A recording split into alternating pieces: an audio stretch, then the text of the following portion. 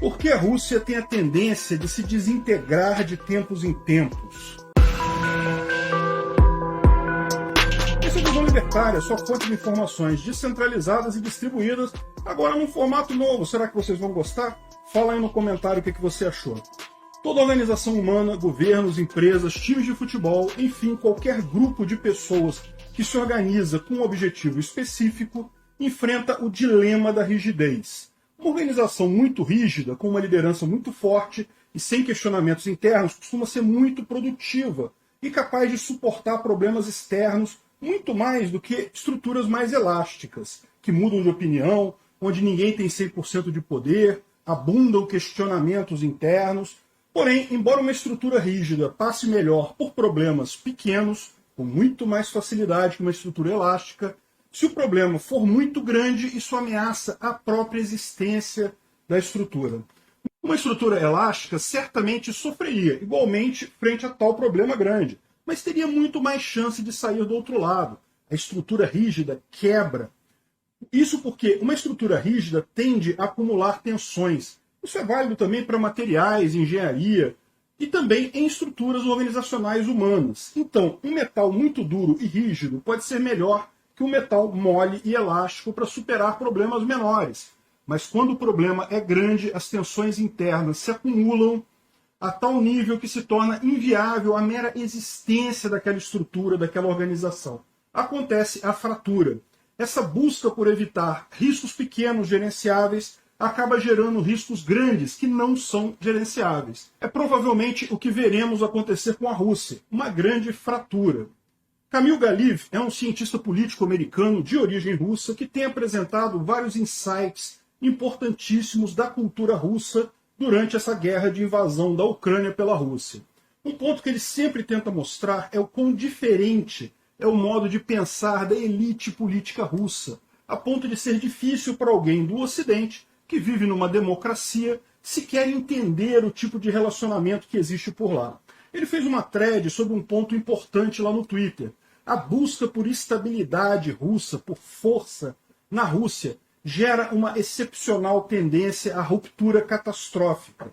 A Rússia tem uma expectativa de grandeza mundial inerente em sua cultura, talvez derivada do território russo ser o maior do mundo, talvez derivadas de teorias meio idiotas, como a teoria da Heartland, que dizem que quem dominar a região central da Ásia dominaria o mundo. Veja o vídeo Por que a teoria da Heartland é pura baboseira sobre isso. O fato é que isso criou uma tendência para organizações muito rígidas, que se mostrou evidente em toda a história russa, desde o Império Russo até os dias atuais. Russos tendem a uma estrutura mais rígida em busca dessa suposta força perdida. Ele aponta para indicações claras disso, como, por exemplo, a idade média dos funcionários graduados do Kremlin. Mesmo comparado com outros países que compartilharam o passado soviético, são todos muito mais velhos. Existe uma tendência na Rússia para vitaliciedade em posições importantes do governo, o que faz com que novos líderes demorem a surgir. Quando a pessoa morre, não há ninguém treinado ou capacitado de fato para o cargo. Particularmente, a comparação é chocante com a Ucrânia. A idade média dos principais líderes do governo ucraniano é 44,7 anos, ao passo que dos russos é 63,4 anos. Isso sempre foi assim.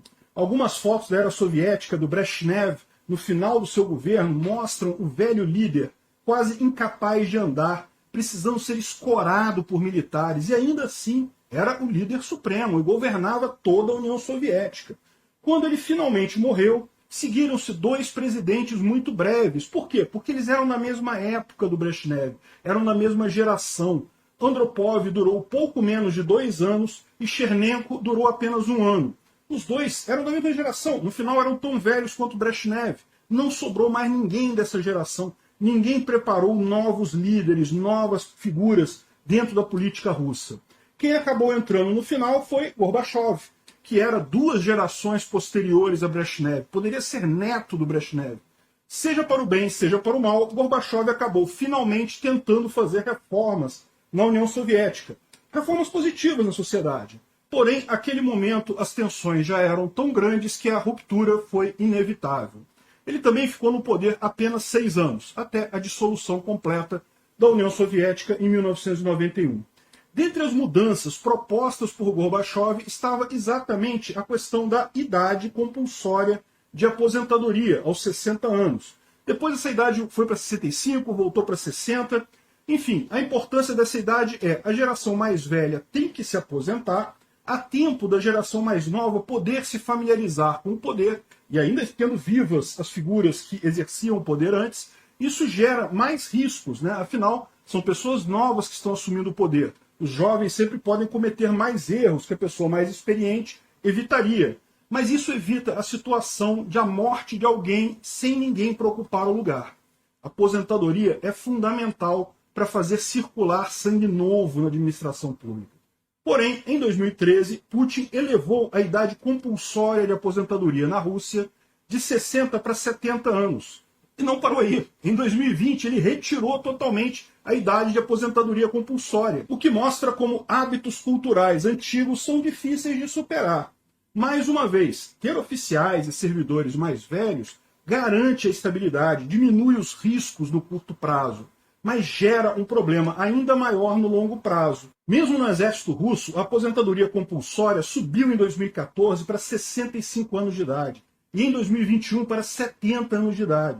Sendo que, pela nova lei, o Putin pode emitir uma licença especial e o cara pode continuar no papel, praticamente congelando as posições mais altas das Forças Armadas em algumas figuras vitalícias. Curiosamente, Putin não tem a mesma preocupação com as províncias russas. Os governadores regionais, funcionários públicos regionais, continuam sujeitos às regras de aposentadoria compulsória, exatamente porque, na visão de Putin, isso os enfraquece, facilita o controle das províncias pelo governo central. O governo central, tendo pessoas muito mais experientes e capacitadas, consegue controlar com facilidade os centros regionais no resto da Rússia. Só que isso tem um efeito inadvertido de tornar os governos regionais muito mais dinâmicos e capacitados. Não apenas os governos da província têm uma rotação no poder maior, como também incorporam pessoas com mentalidade mais moderna, portanto capazes de lidar muito melhor com um mundo que mudou muito, o mundo tecnológico nosso da informação descentralizada e distribuída. No final das contas, embora Putin acredite que isso está enfraquecendo as províncias, porque realmente são pessoas com menos experiência, pessoas com tendência a errar mais, no final das contas isso está melhorando a situação lá. O fato é que a média de idade atual dos principais líderes do governo russo já é igual à dos dias finais do governo Brezhnev. Felizmente para os russos, infelizmente para o resto do mundo, as condições médicas hoje em dia são muito melhores, portanto, ainda é cedo para esperar uma tragédia como foi o fim da era Brezhnev, mas ela virá. A guerra na Ucrânia pode precipitar os acontecimentos, mas, independente disso, a biologia é implacável. E mesmo a expectativa de vida tendo subido vários anos desde então, uma hora, meu amigo, o Putin vai bater as botas, não tem jeito. E, neste caso, podemos esperar um colapso do tipo que aconteceu no fim da era Brezhnev. Não vai ser imediato, o governo vai tentar se reorganizar, vai tentar colocar outras figuras da geração do Putin, o Medvedev, por exemplo, mas não tem jeito, o fim é trágico e é lógico. A dificuldade de achar um outro líder não era o único problema da União Soviética na era Brezhnev. Todas as ineficiências econômicas e problemas internos que já vinham de muito tempo, tudo isso somado com a morte de Brezhnev é que fez a diferença. Mas foi este evento que acabou gerando o fator crucial para o fim da União Soviética.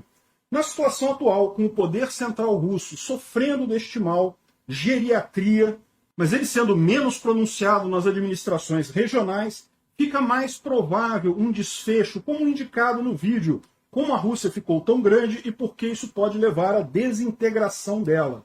Poderes regionais mais fortes, em um cenário de colapso do governo central, isso pode levar à fragmentação completa da Federação Russa. Putin sempre teve o sonho de ser um grande imperador russo, de unificar todas as áreas já dominadas alguma vez na história pelo Império Russo. Arrisca acabar a história como sendo o responsável pelo erro absurdo ao iniciar essa guerra, o responsável final pela dissolução da Federação Russa.